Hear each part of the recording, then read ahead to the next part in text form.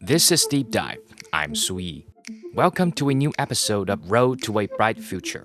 In this special series, we will look at infrastructure projects around the world under the Belt and Road Initiative. Today, we turn our gaze to East Africa. In Kenya, the Mombasa-Nairobi Standard Gauge Railway is said to be the project that changed everything. It runs faster than other road traffic or old railway lines and is popular among travelers, with tickets prices starting at 1,000 shillings, which is about $6. During the first 3 months of this year, around 600,000 passengers travel on the SGR, which is a 15% rise from a year ago. Its cargo service, which links the capital to the port city of Mombasa, is also vital for the country's development. On average, it takes 8 hours to transport cargo from the port of Mombasa to Nairobi using the SGR, compared to 3 days before the line was launched. This has made the port of Mombasa a more cost-effective option for transporting goods and services to the wider East and Central African region. When we spoke with Nairobi-based journalist Juliet Njau, we realized that impacts from the SGR are more than just economic. This episode is brought to you on Thursday, October 5th. Railways have evolved significantly over the years, from wooden wagonways to high-speed trains and cutting-edge technologies.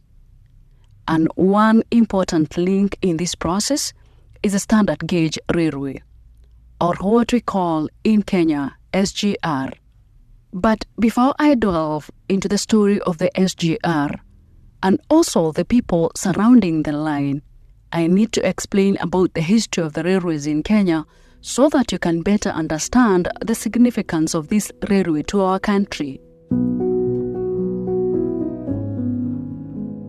In Kenya, the history of railways traces back to the late 19th century when Kenya was a British colony.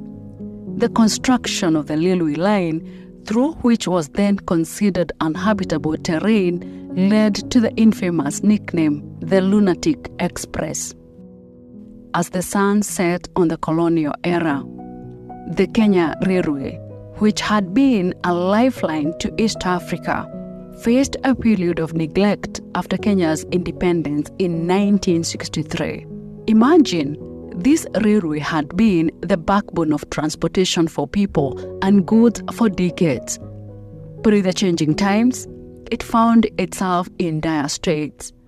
Former PS Irungo Nyakera describes it as a 1900 project. The railway that has been there from 1900 and has not been a further built up of the same. The pivotal moment in Kenya's railway history came in 2014 when former Kenyan President Uhuru Kenyatta marked the beginning of Mombasa-Nairobi Railway project, a game changer for Kenya's development.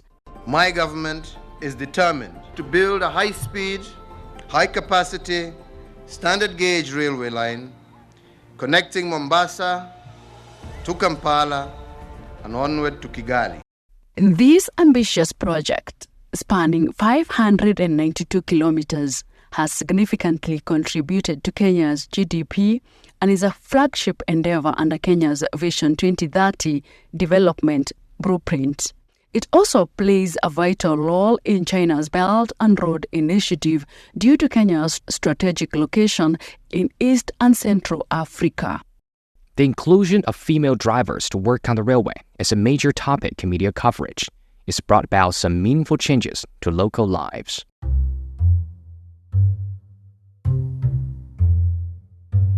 Elizabeth Wanjara, Consilia Owire, and Shalom Njeri are among the pioneering women who underwent intensive training in China to operate locomotives, challenging gender norms and inspiring others.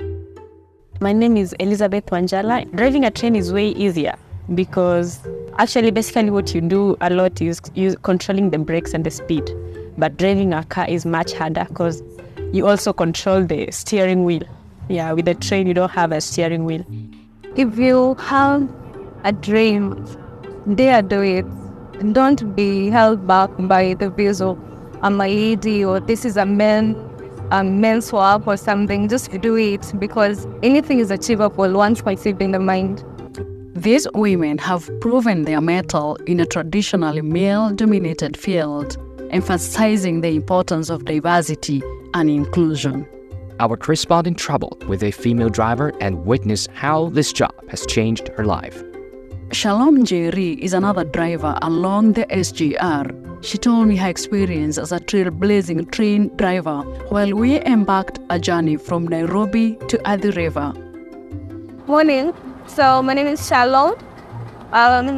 Your train driver for today. We're leaving from Nairobi to Athi River, and our journey is approximately 18 minutes. 8 people down. This is the monitoring device known as the LKJ, and as you can see it, the green light shows you the state of a signal. Like now, we have 8 to go. It's actually an awesome opportunity because considering that Kenya has never had a lady driver and we being the first batch of drivers, it's actually exciting and interesting. I developed an interest along the way. There was some time I was in China and, taking a ride on the trains and you're the back of the cars and you're wondering what goes on ahead. So I had an interest just reminding yourself of what you know. And, practice makes perfect. So the more you keep on doing what you know and the more you get more information from our instructors, they really do help us a lot because I do make a mistake, they're there to correct me and tell me why I shouldn't. Of course, beyond the female employees, the railway has profoundly changed local lives in a number of ways. The Standard Gauge Railway has breathed new life into communities by fostering economic development, creating jobs, improving access to services, boosting tourism, reducing transportation cost, and promoting environmental benefits. Anayas Mohamed Abdurahi, a resident of Kibwezi town, where the train has passed through, has this to say. Kusema kweli, mji wetu huu ulikuwa mji mbaya sana. To say the truth, our city was a bad place. It looked like a ghost town. There was no development and no business were taking place, and there was no peace. But since SGR started to operate, we have seen great change. The place has come to life. People are going on with their business, and schools are operating well. We are not witnessing as many problems as before. There is a very big difference, and we are grateful. The SGR was designed to be a project that would connect the region and give a boost to the economy. The SGR is not just a national project. It's part of a larger vision to connect Kenya with neighboring countries like Uganda and Ethiopia.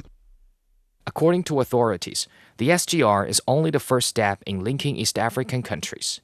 The network extends further from Nairobi to Malaba, which borders Uganda and continues west to Uganda's capital city, Kampala. Despite some hiccups, the section of the SGR network in Uganda was revived in August, when a deal was reached between Kenya and Uganda. Through the Lamu Port, South Sudan, Ethiopia Transport, that is the Lapset Corridor project.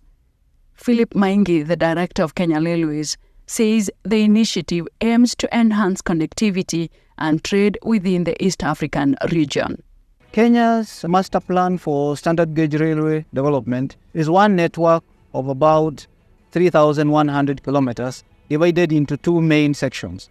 One is what we call the Northern Corridor. The Northern Corridor is a corridor that moves from Mombasa through to Nairobi to Malaba with a branch to Kisumu. The other corridor is the Lamu Corridor. Lamu Corridor under the LAPSET is intended to serve our neighboring landlocked countries of Ethiopia and South Sudan.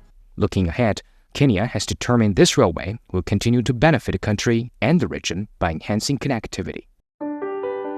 From the once infamous Lunatic Express, a colossal misadventure, a gigantic folly, to the splendid SGR, the extension of the SGR under China's Road and Bridge Corporation will continue to have a significant impact in the greater East African community. As the project connects with neighboring countries, this transformation project holds greater potential for economic development of East Africa. it aligns with the broader goals of regional integration and cooperation, offering numerous benefits such as reduced transportation cost, increased trade, and improved access to global markets for landlocked countries in the region. That wraps up the story of SGR and Kenya's transportation. And that brings us to the end of this episode of Deep Dive. If you like what you just heard, don't forget to follow us on your podcast platform. Just search for Deep Dive. You can also leave comments to tell us what you want to know about China and beyond. This episode is brought to you by me, Sui, and my colleagues Fei Fei, Li Yunqi, Zhang Zhang, and Qi Zhi. Special thanks to Juliet Njau. I will see you in the next one.